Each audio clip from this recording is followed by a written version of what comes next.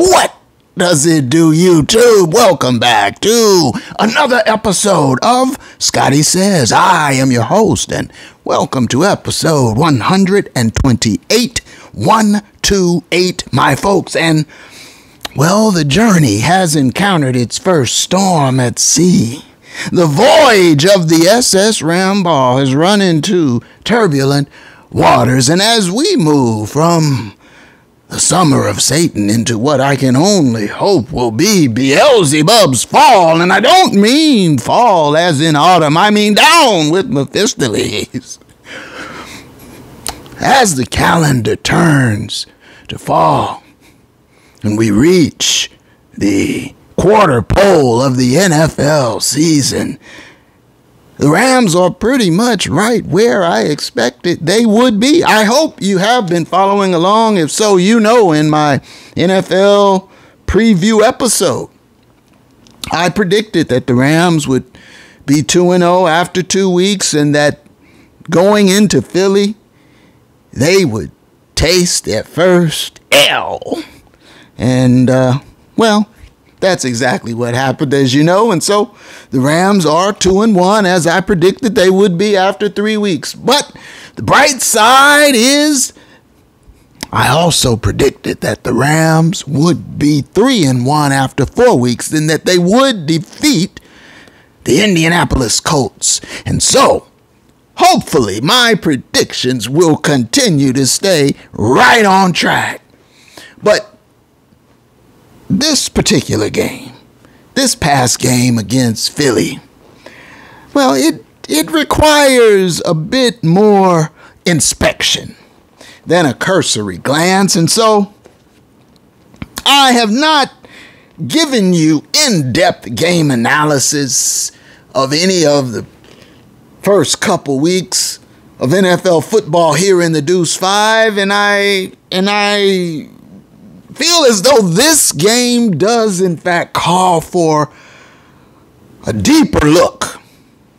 And so we're going to go in a little deeper on this particular game, and we'll take our look around the NFL and take inventory of where things stand in the league and all of that business next week. But for this week, I want to focus primarily on this week 3 game of the undefeated Philadelphia Eagles versus the LA Rams. And, well, listen, I gave our favorite coach, McWonder, I gave him keys to victory last week, in last week's episode. I don't know if the coach is watching. At one point, I thought maybe my messages were getting through, and then, well, maybe not. You know, Coach McWonder went a series of games last year of consistently operating on my 25-30 principle, and he won each and every one of those games, and I thought, by George, he's got it. But then, well, the balloon was burst.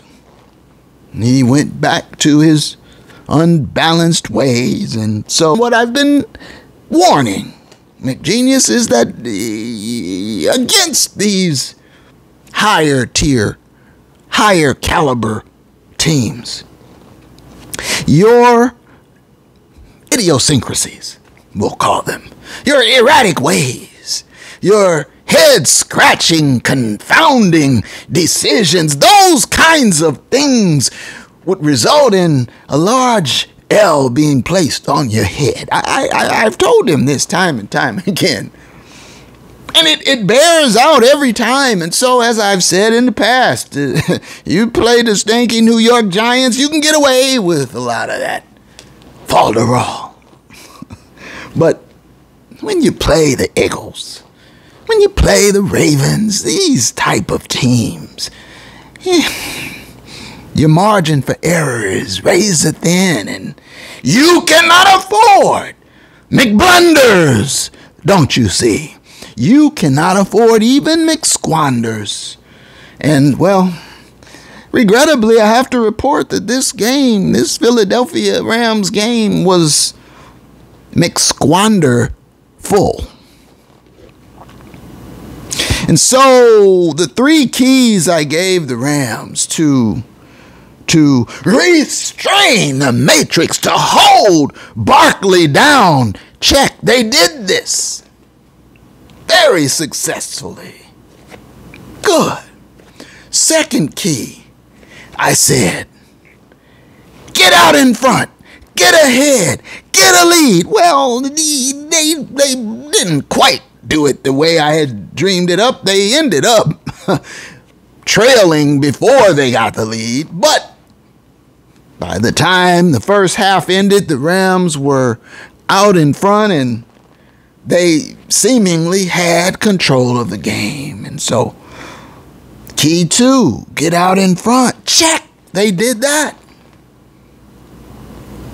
And the reason being key 2 was so important is because then that allows the defense to eat. V8, vroom, vroom, and the gang. And the defense looked good, but there were 3 keys. 3 keys. And the third key, well, that's the one our coach McGenius struggles with. The third key, that's really the crux of it. It's the heart of it. I've sent him the 25-30 principle. I've gift wrapped it for him. I've shown him the data.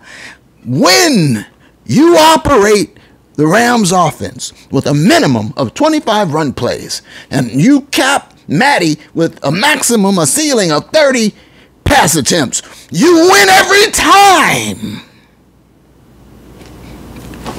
I told him, try it, you'll like it. And he tried it and he won just like I told him. And then it was as if he said, I don't need that. And so, well, regrettably, he failed to meet both metrics of the 25-30 principle last week. But last week, he was playing the Tennessee Titans. He could get away with it, you see. This week, though, he's playing the Eagles in Philly, the scene of that playoff crime. And, well, it's just as I told him, and just as I told you. You need the formula. You need that tasty recipe. You need to employ the 25-30 principle. Eschew it at your peril. And he eschewed it, and you know what he's wearing this week. That was the third key that he chose to ignore. And I have to tell you, my folks, that this loss, this particular loss against the Eagles, well, it stung a little more, for me personally, it stung a little more than some of the others. I don't know, maybe because it was the first loss of an undefeated season, or maybe it was because you had such a big lead, or maybe it was because you had a perfect opportunity to get revenge against your nemesis, or maybe it was because all you had to do was finish strong. Or maybe it was a combination of all of the above. I don't know. What I do know is that after this game was over, I felt a little, that kicked in the gut feeling. You just have to sit there like, well, damn. Well, damn. That's how this one settled on me.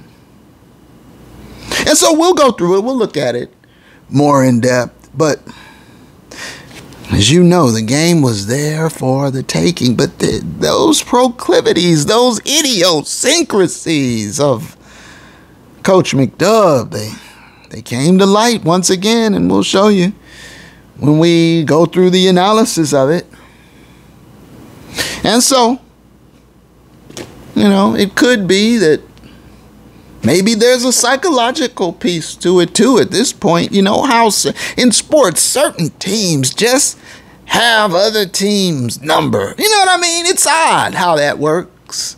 Even after maybe different players come and go, and still it's something about those franchises or those teams or the way they square off. One team, you know how Father Shanahan was sonning McWonder all those years, consecutive losses, 8, 9 of them in a row, he lost to Father, you know, that kind of thing. Well, it seems like it may be that Philadelphia is on one of those against the Rams, because now, granted, Philadelphia is beating everybody. You know, they keep whooping KC. They beat KC 3 in a row. And you know, I believe now they've won, what is it? 19 of 20 or 20 of 21. The only one they lost was when Hurts got concussed and had to leave the game in the first half. Other than that, they've won them all. They are your defending Super Bowl champions. So, yeah. You know, the opportunity was there to do something that would have really, I think, gone a long way in terms of the Rams' morale, in terms of the Rams' psyche. Because it seems like Philly has their number, and no matter how you play it, in the end, Philly keeps coming out with the dub. And Philly plays Tampa Bay next, and that may be where Philly gets its first upset. I don't know if it'll be. Yeah, it'll be an upset, I'm sure. But Philly will probably taste its first defeat against Tampa, because Tampa plays Philly real good.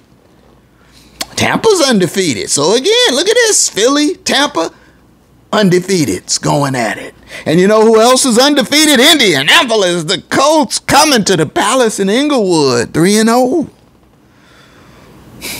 But before we get there, I just wanna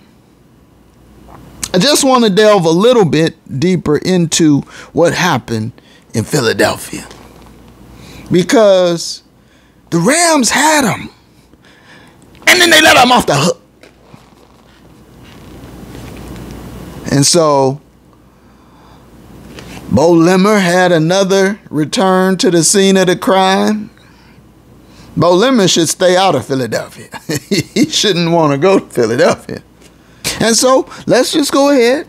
Let's just go ahead and look at it. Okay? Let's just go ahead and get to it. Game analysis. So, Dedick, I believe it is, was in on the offensive line because Steve Avila is still out with injury. And so that was the only difference in the starting lineup was Avila out. Otherwise, it's the same starting lineup that we have come to expect this year in the Deuce 5. You have Alaric Jackson at left tackle, Dedick there at left guard. You have Coleman Shelton at center. I'm going to start calling him Jiu-Jitsu. You have Dotson, who's been dealing with injuries and kind of in and out, not quite right at right guard. And then Havenstein, the original Havenstein, is still hanging in at right tackle. And then, of course, Matty from the D and K. Will. And then you have your tight end, Higbee, and your wide receiver, Stu. Your wide receiver, Brew, for this year is, imagine it on the menu now. You go in and sit down and you say, oh, that looks interesting. I'll have the Puka Tetutu. How's that? Oh, yes, you know, Puka Tetutu is in season right now. So, good choice. And so, right away now, we see it right from the opening drive. First play of the game, handoff. Matty under center, K. Will for 5, and that was a recurring theme. K. Will and Deuces, Corum, gouging the Philly defense. 5 yards a pop.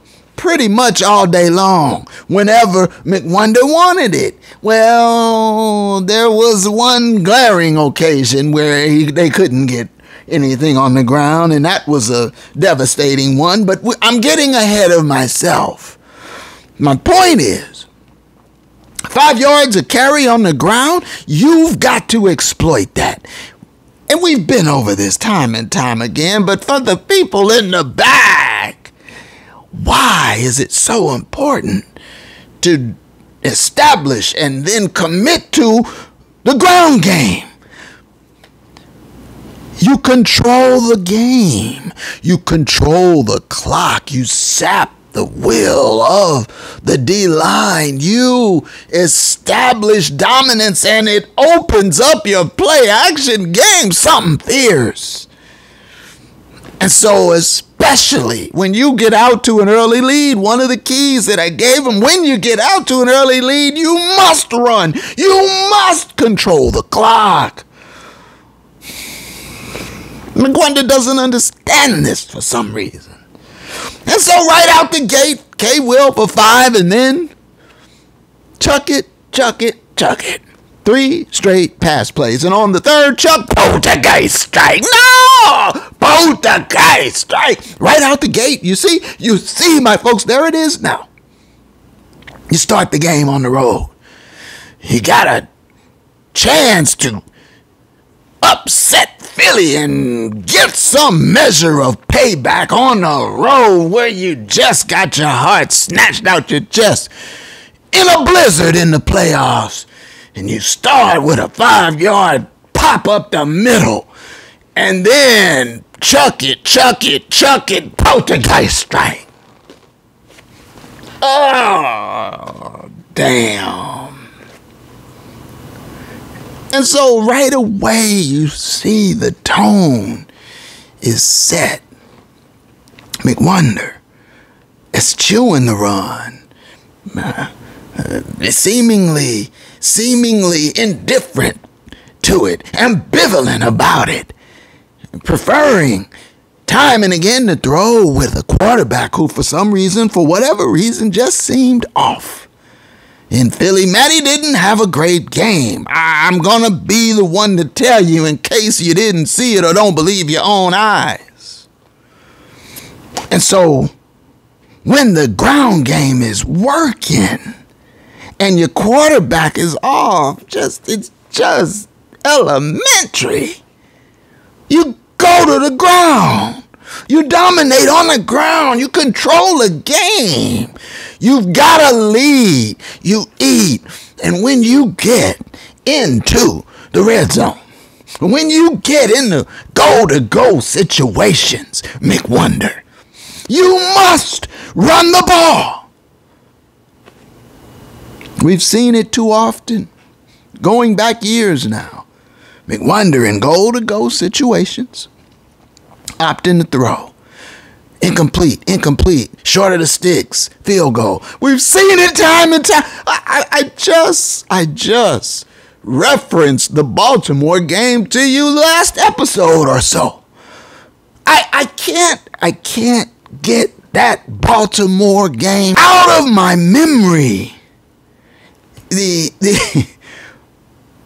Rams opened the game on the road in Baltimore. They start the game, first drive, 9 consecutive runs, 9 straight runs, gouging Baltimore. Baltimore on the heels, backing up, moonwalking.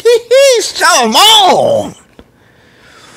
Rams pile driving them, first and goal at the 3, 9 consecutive runs, and I'm like, look at McWonder, finish him. Finish them, McWonder now. First and goal at the 3. What? Incomplete? Why? Okay, well, now reset and finish them. Second and goal from the 3. Another pass. Third and goal. McWonder don't do it. Incomplete. Field goal. This is McWonder's pattern This is a part of what I call those idiosyncratic behaviors of his.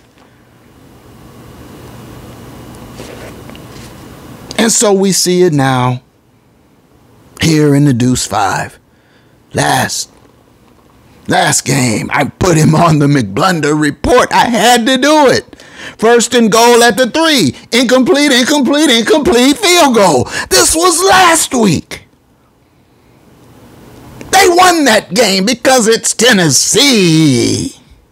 Do you see?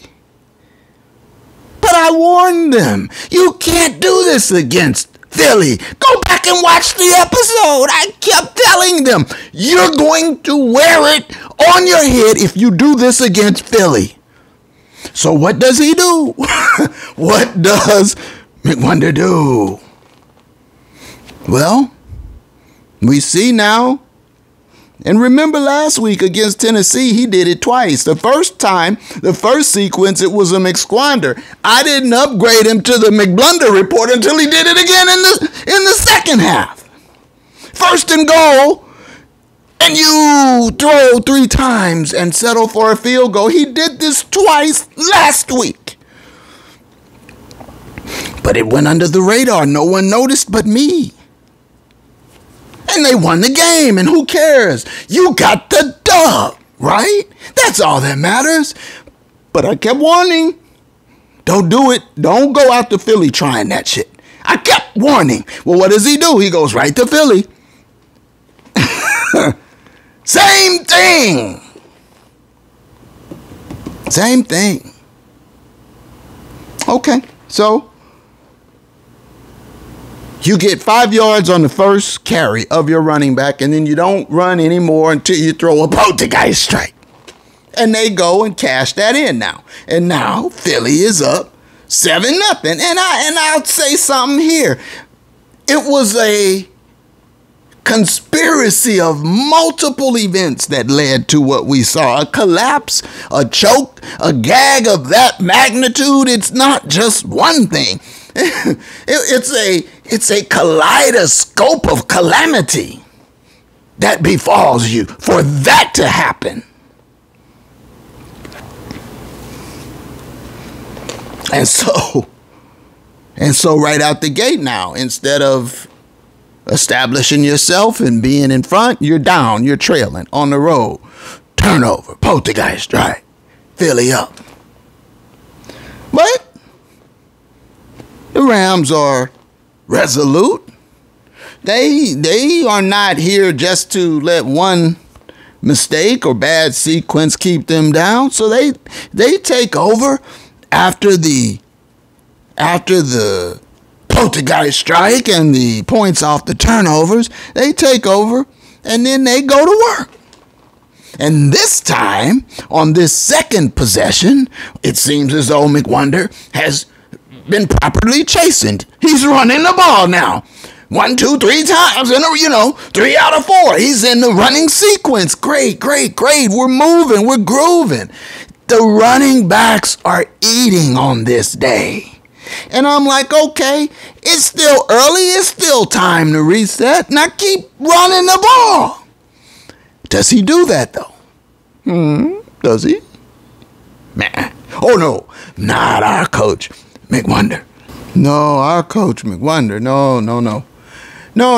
After establishing the run now on this second drive, because mistakes in the passing game, interception, points off turnovers got you trailing on the road against the Super Bowl champion. So after establishing the run on the second drive and getting big yards, 5 yards a pop from your tailback on this drive, McWonder gets across midfield to about the Philly 37-yard line, first down, and now all of a sudden he reverts. I used to say he was like Dr. McGenius and Mr. McWonder.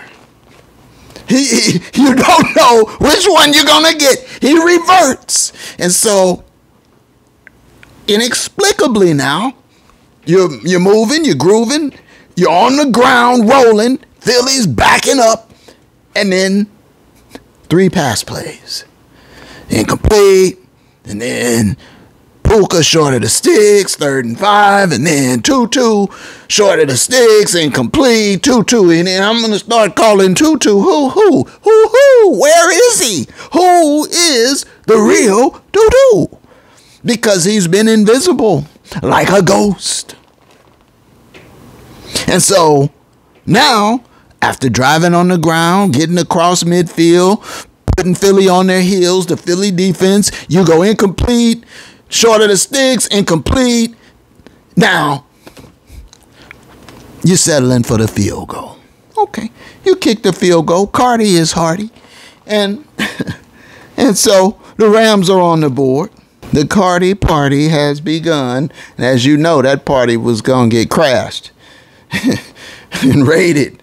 But for now, in the first half, the Cardi party gets underway. But see, there it is, though. You know, I look at it as a mixed squander. You've got the defense backing up, and then you take your foot off the gas, throw, and now you're kicking a field goal. This is the theme for Coach McWonder. I don't understand it. I don't understand it on a day when your backs are gouging them on the ground. I came up with an acronym, LSBYG. I call it less big. Let success be your guide. I've been sending McWonder messages for years now. And I've told him, let success be your guide. If you are getting 5 yards of pop on the ground from your backs, you've got to feature your running game.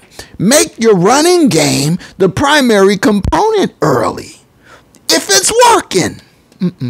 No, McWonder doesn't see it this way. You understand? And so, you know, you're facing an uphill battle in several ways. You know, Philly's got this tush-push situation, and they show repeatedly they jump off sides, and they did against the Rams on the touchdown they scored. Offsides on the tush-push. They converted a 4th down offsides on a tush-push. Now, if you take a 4th down Philly conversion and you make that offsides and back them up to 4th and 6, then Philly has to take a field goal instead of a 1st down, new set of chains, and scoring a touchdown.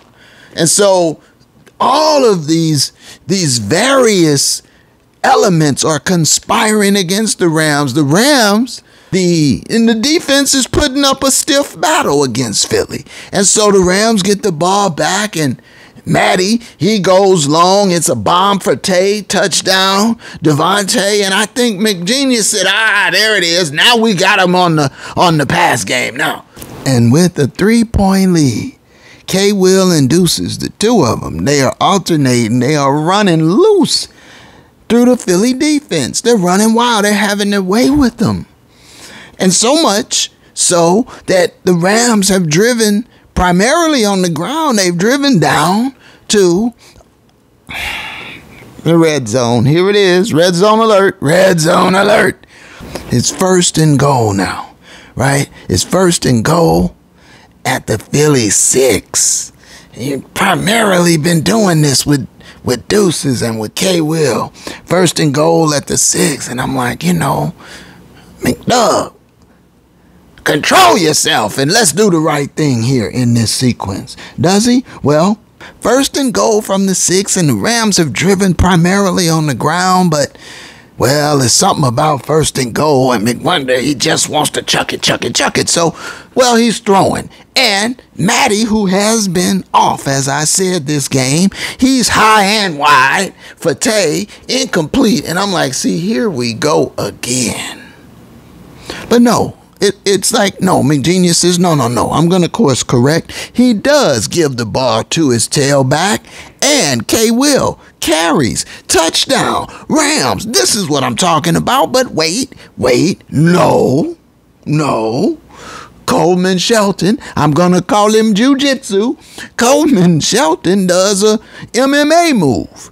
He grabs both ankles and flips the guy and puts him on his back in like a little jiu-jitsu pancake move, and the refs are like, you can't do that. That's holding.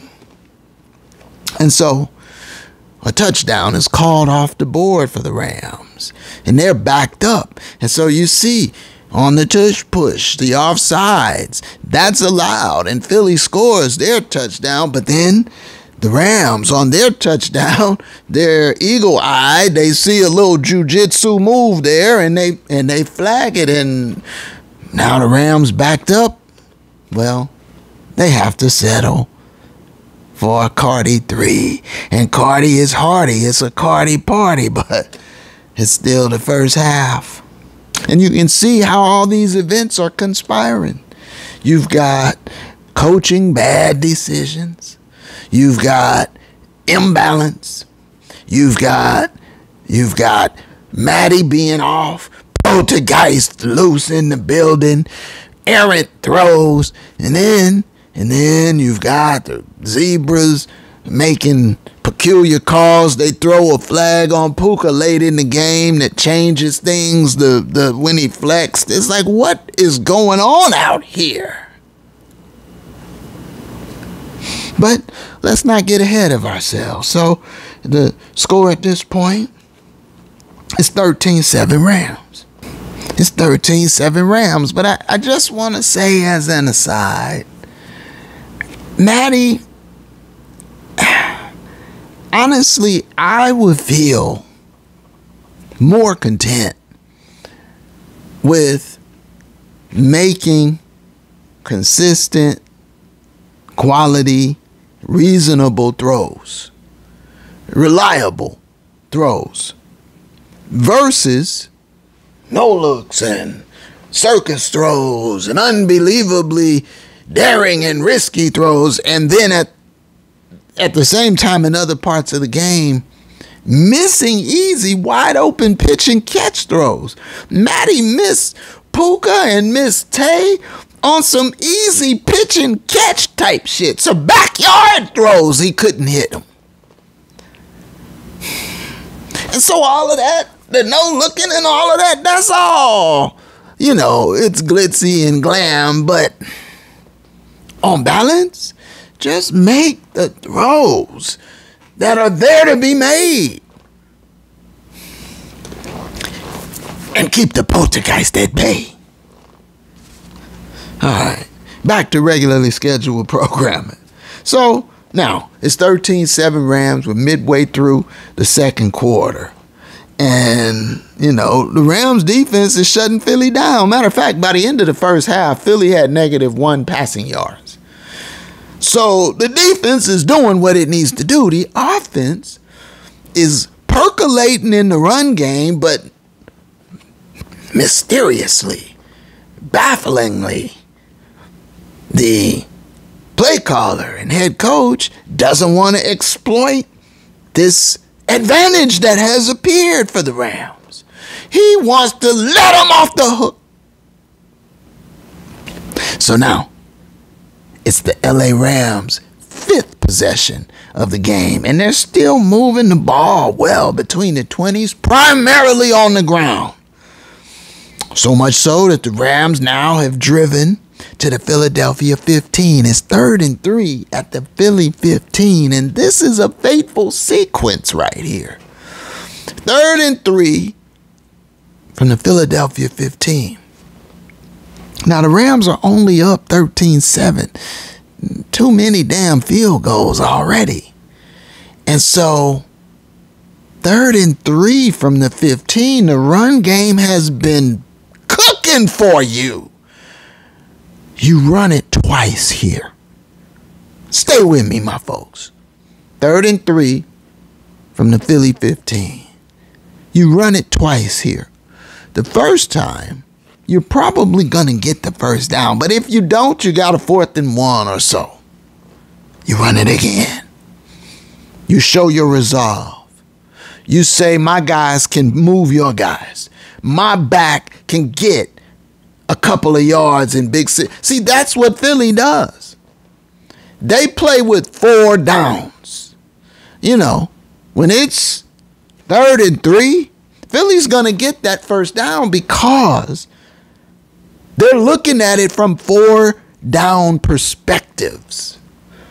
4 downs allows you on 3rd and 3 to run, to take a shot deep, to throw short of the sticks, any number of things, because no matter what happens, you still got 1 more down. But McWonder, it's curious to me. I think he gets tight in certain situations. He seizes up, or I don't know. Maybe it's Mr. McWonder coming out. But 3rd and 3 from the Philly 15, he's throwing. And Matty, wild. Aaron, he's throwing wild ducks. I Miss Tay, badly, high and wide. Now it's 4th and 3. 4th and 3, and our coach, McWonder, everybody's favorite head coach, the halo effect. McGenius decides, 4th and 3, let me holler at Cardi. Cardi, let's continue the party. And it's another field goal. You had 3rd and 3 from the 15. You got all the way down there with the run game, and then you throw with a quarterback who has shown himself to just be off this day. You throw high and wide, not even close. 4th and 3, field goal. Another McSquander. And now it's 16-7. That's 3 field goals for Cardi. But more than the points left on the field, it's the decision making, the sequencing. It leaves so many questions. Why are you playing it this way, coach? With under 2 minutes in the half, LA gets the ball back, drives again. Cardi is hardy. It's a party. It's good. It's 19-7 at halftime. Rams up 19-7. And so we've got four Cardi field goals in the first half, plus all those knuckleball deadened kicks that he's kicking off, and he's got the Eagles stumbling and fumbling on all his kickoff returns, and Cardi was the talk of the game. But I'm thinking, all these damn field goals, something feels amiss. Something feels awry. I had a lump in my throat going into the third quarter. But this is where they got me. This is where I got lulled into a false sense of security, because right out of the tunnel after halftime, Philly is going to try to open it up. They're going to throw. They're down 19-7, and Hurts is throwing, and then he's throwing again, and pow! It's V8. Jared Verse putting his helmet in Hurts' chest, and the ball is out. It is a strip sack, and the Rams have the ball. Landman, he's always around the ball, it seems like. And now I'm like, okay, a turnover deep into the red zone. And, well, it's 1st and goal from the 10, first play. They're throwing McWonder, this, but it's a little out off the play action to K. Will, and he dances to the outside to the pylon. Touchdown Rams, touchdown LA, and now it's 26-7. And I'm like, okay, now I can breathe. Now I feel that the game is in hand. We got it now. Now, all we got to do is run the ball, eat the clock, dominate, and get out of here with a dub. Easy for me to say, right? So, in the interest of time, let's just move forward quickly through the second half. You know what happened already. 26-7 is supposed to be over, right? But you know what happened. How, though? How did the Rams gag up a loss of that magnitude? This has to certainly be the worst. Come from behind, caught them, walked them down, losses in the coaching tenure of Coach McGenius. And, well, how did it happen? How did it go so horribly wrong? Well, let's look at a few keys. All right. 26-7 and Hurts and the Eagles, they're going to fight back. They're a Super Bowl championship team. Okay. Quick strike, touchdown. Hurts to Goddard, 26-14. Okay. Rams get the ball back. Fine. 26-14 now. You got the lead. We're approaching midway through the third quarter. Control. Deep breaths. Take it easy. Run the ball. What does McWonder do, though? Well, let's look at it. It's 3rd and 2. The Rams have the ball at midfield. 3rd and 2. 3rd and 2. My folks, this is a key sequence. 3rd and 2. Midfield. Rams up 26-14. And your tailback's averaging about 5 yards a carry, but McWonder, Mr. McWonder, is throwing on 3rd and 2 at midfield. Again, here is that same situation. 3rd and 2 at midfield. You've got 2 cracks at it. Run it and run it again, or run it once and throw it, or throw it once and run it. But what does McWonder do? With the lead, midfield, 3rd and 2, he's throwing. Well, the pocket quickly breaks down, okay? And McWonder should know this. Dotson is hampered, and you fluctuate and bow. Limmer, in and out. And you're on the road against the Super Bowl champs. Dominate the game on the ground. No, he's throwing. The pocket breaks down. Matty tries to roll. Well, he's not a scrambler, more like the mummy. And so he's in quicksand trying to run for the first down. And look who runs him down. It's Jordan Davis. Now, that name is going to be etched in Rams fans' memories for a long time now. Jordan Davis, I'm going to call him the Cheetah.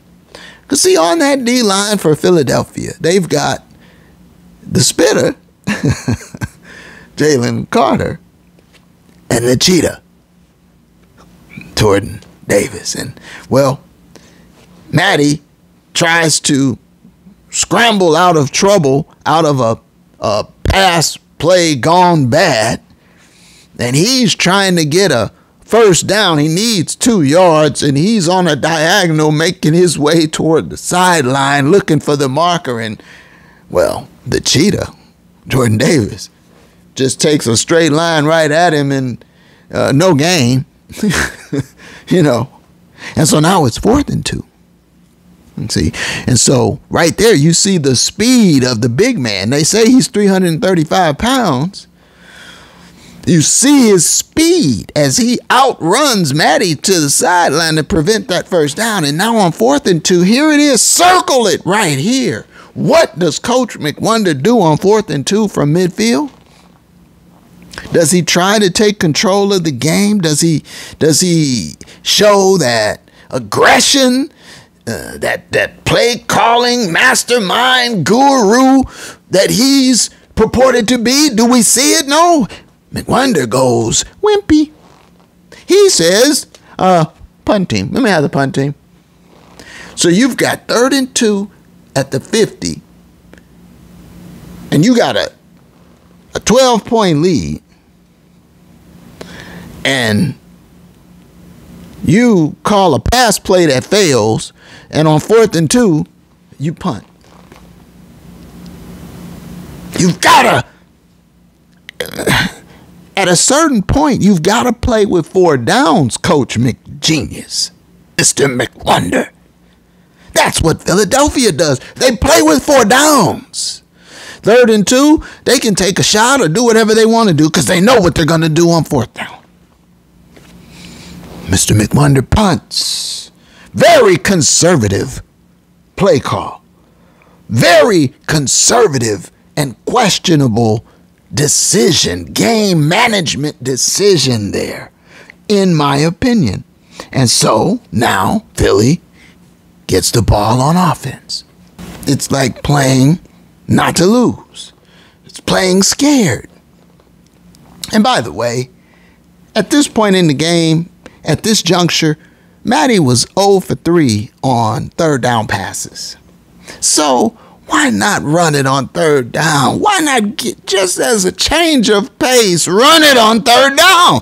What in the DNA of Coach McWonder makes him refuse to run on 3rd down? Makes him so insistent on passing on 3rd down, even on a 3rd and 2, even on a 3rd and goal. He wants to chuck it. That's just who he is. So, his idiosyncrasies, being an unbalanced fellow, the pass happiest at all, it caught up to him against a good team, just as I've been warning him it would. And just as I predicted in the preview episode several weeks ago, you're going to wear an L on your head when you go to Philly. For these very reasons. For the reasons I'm outlining here. And this is why I take the time to try to show you, because some people, they ride the conveyor belt and they have a knee-jerk reaction. If any criticism of Coach McWonder, they immediately get extremely defensive.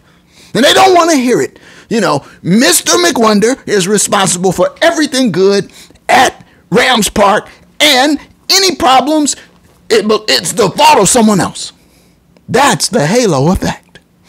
And McGenius has it. I want to show latitude, and I don't want to hastily indict, but the data, the evidence is overwhelming, but I won't go so far. I'm not going to give him a McBlunder for this sequence, though. You could make a compelling case that this is a McBlunder. This sequence belongs on the McBlunder sequence spotlight of the week, but I'm going to show restraint here, and I'm going to classify this yet another McSquander, the 3rd McSquander, at least the 3rd of this game. And so, of course, Philly drives and scores a touchdown. And so now the score is 26-21. And now it almost feels inevitable. This is about to be a gag job here. This is about to be a cough it up move coming. You can see it coming a mile away. And so Philly tightens the score to 26-21 Rams. First play, McWonder burns a timeout. Here we go. Okay? Wasted timeout.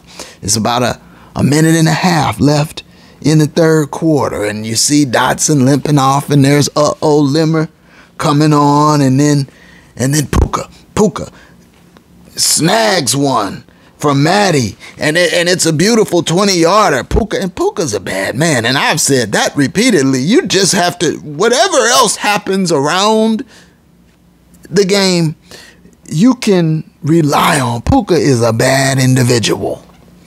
And Puka was Puka in this game.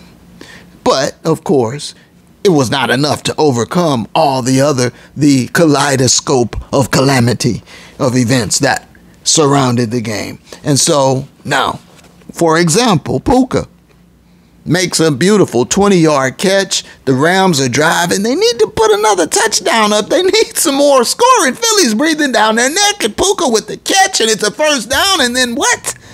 The Zebras are flagging Puka.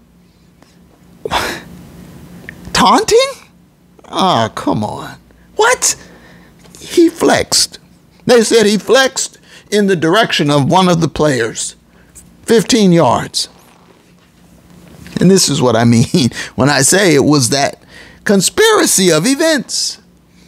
I mean, that was just a horrific call. You can't see these 300-pound men jumping off sides on the tush push, but you flagging Puka for flexing after a first down, a 20-yard catch. It's just like, I knew then and there when they flagged Puka, I was like, oh no, this is not going to turn out well. Philly's on their neck, and now this kind of stuff is happening, and I see what McWonder's doing. The writing was clear on the wall. So after this phantom penalty now, the Rams trying to make up ground, they get to a 3rd and 1. And, well, you know, it's 3rd down, so McWonder's throwing, of course. And Matty, again, high and wide, overthrows, badly overthrows Tay. So now it's 4th and 1. 4th and 1. Here we go, see? And well, McWonder calls timeout. So now that's 2 timeouts gone. You're going to need them later. Well, they're gone. So out of the timeout, the Rams, after burning the timeout, come out with the run play decision is to run behind Bo Limmer. Uh-oh. Bad decision, McWonder. Limmer is not going to clear any space. You should already know this. The play gets blown up. Turnover on downs. But despite the turnover on downs, the LA defense is up to the challenge, and they get the ball back to the Rams offense. And so the Rams still have the lead, 26-21, and they have the ball. And they're driving yet again, and now, well, it's a 3rd and 2.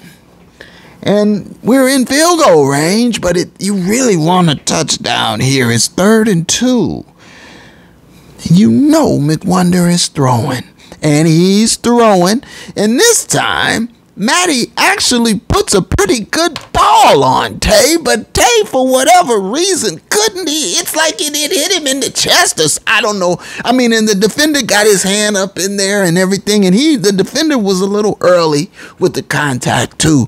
But a receiver the caliber of Tay usually pulls that in for the touchdown on 3rd and 2, but it was incomplete. And so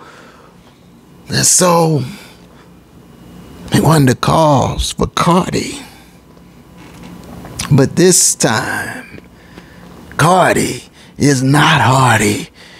This time, the Cardi party is raided. Blocked field goal. And the score remains 26-21 and Philly with the ball. And this time, it's the spitter again. But it's these 2 guys, the law offices of Davis and Carter, these 2 behemoths in the middle of the Philly defensive line. And you saw them right before the field goal.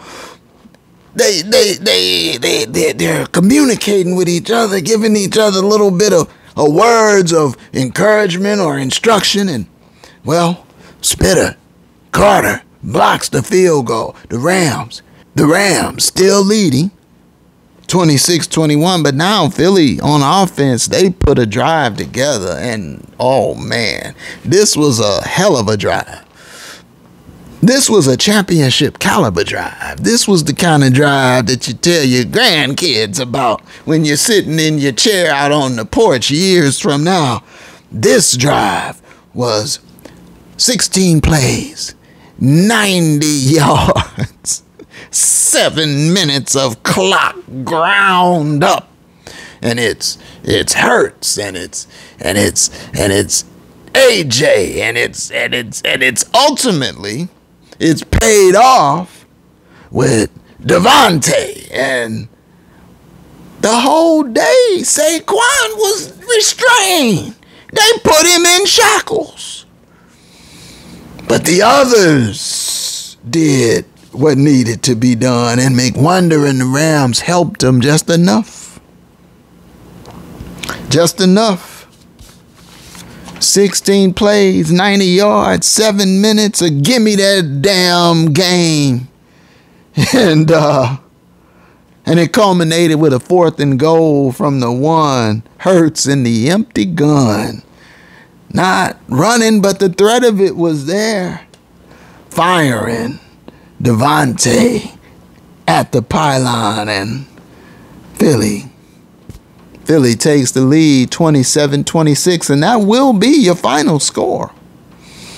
But there was still some shouting left to be done. I mean, they went for 2, Philly did, and couldn't convert, and then the Rams. LA has one last chance. They have 90 seconds left in regulation, trailing by just a single point. All they need to do is get in the field goal range, right? And Matty does drive them down, and plenty of Puka. You can rely on Puka. And then, well, Cardi comes on as time expires for the game-ending field goal.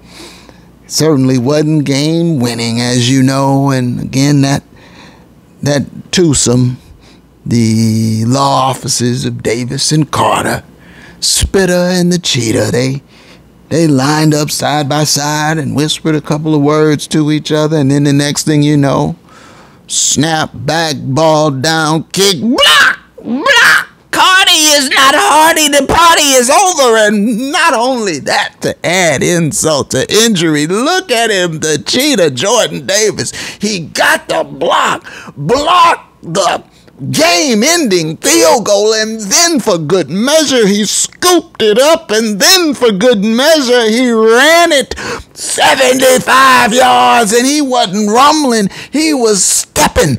He was, they say, clocked at 18 miles per hour plus. Nobody in the vicinity except other Philadelphia teammates, and he scores the game-ending touchdown, walk it off, and he can walk right on up into the tunnel and back to the locker room, because this shit is over. The game is over.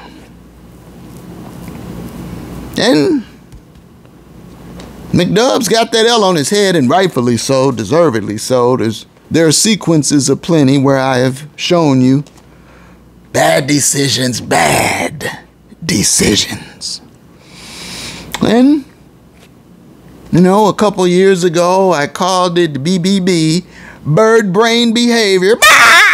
When you do the same things over and over they are not resulting in positive outcomes. And yet you keep doing them, and you keep getting burned.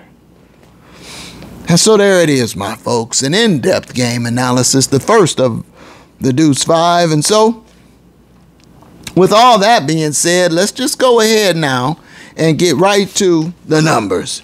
Shall we? Let's get to the numbers very, very quickly. Well, you know, the Rams outplayed Philly for the most part. They outgained them in total yards. They certainly outrushed them, nearly double. Can you imagine that? The Rams nearly doubled Philadelphia in rushing yards and still lost. Oh, McDub. So, where I would point to really, time of possession was nearly identical. Each team had a turnover. The penalties were very similar. Philly was sacked. Jalen Hurts was sacked 4 times. Matty only once. Both had about the same number of plays. Philly and the Rams were both in the 30th percentile on third down conversions, but on fourth down, the Rams 0 for 1, Philly 4 of 5 on fourth down. Philly converted touchdowns in the red zone, not field goals. And so, let's just apply the principle very quickly. Let's see. Well, Matty, he was 19 of 33 for 196 yards. Not great numbers. He had 2 touchdowns and a poltergeist strike. And he was sacked at one time. So that's 34 pass attempts. McWonder misses the first metric of the 25-30 principle. What about rushing? K. Will had 20 carries, 94 yards, 4.7 yard per carry average. Come on, man. Corum, 8 carries, 53 yards, 6.6 yard per carry average. Even Whittington had a couple carries. Puka got one, tote for 6 yards. The running game was percolating. That's a total of 31 run plays. That's good. He hit that metric, McWonder did. Let's look at Philadelphia. Let's look at the victors. Well, Hurts, as you know, was sacked 4 times, plus he had 32 pass attempts. That's 36. Philly was over. And then run game, Barkley only had 18 carries for 46 yards. They put restraints on the matrix. 18 carries, 46 yards. He had a 2.6 yards per carry average, did Barkley. But Hurts, 9 carries for 40 yards, 4.4. And when you add them up, that is 27. And so both teams missed one metric, the passing metric. They both were over. But Philly was the beneficiary of multiple McBlunders. And so, my folks, this has gone way long. And I've given you all this data. But the takeaway really is the Rams are pretty much where I thought they'd be after 3 games. They're at 2-1, and now this sets up a very intriguing matchup with Shane Steichen and the Indianapolis Colts, and Jonathan Taylor running wild, and Danny Dimes, they call him Indiana Jones, now seems at home with Shane Steichen. You know I like Shane Steichen. And so I think this is going to be an intriguing game, Colts and Rams. And so you know we will be back on the other side of the Colts game to chop that up. But what I'm going to ask right now from you, what I need for you to do is throw me one of these, okay? Please like the video. Subscribe if you haven't already. Leave me a comment. Let me know what you're thinking. And ring the bell. Hit the bell so that you'll be notified when I drop the next video, which you know won't be long from this video. And so until then, my friends, Scotty says, thank you for watching. One love.